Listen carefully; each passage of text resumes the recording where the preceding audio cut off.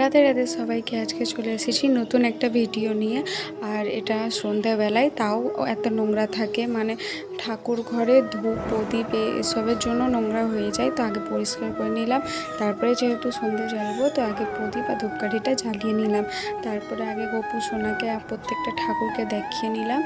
আর দুটো প্রদীপ জ্বালাই, একটা ঠাকুরের কাছে রাখি আর একটা তুলসী ঠাকুরের কাছে রাখি। আমাদের তুলসী মন্দিরটা এখনও হয়নি, তো আস্তে আস্তে ওটাও হয়ে যাবে। সন্ধ্যের সময় গপুকে সেবা দেওয়ার ডিউটিটা আমারই থাকে, কারণ সকালে তেমন হয়ে ওঠে না। আর আজকে গপুকে সুজি দিয়েছিলাম, তো খাওয়া দেওয়ার আগে আমি তাকে আরতি করে নিই, তো সেটাই করছি।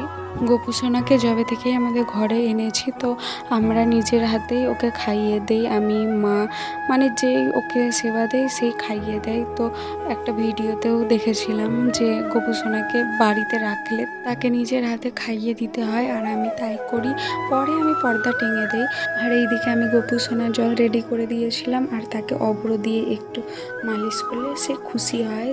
একটা বোন আমাকে কমেন্ট করে বলেছিল যে ও গপুকে এনেছে বলে ওকেও আশেপাশের লোক কথা শোনায়। তো আমি ভাবতাম আমাকেই শোন। আজকের মতো এইটুকুই। টাটা সবাইকে।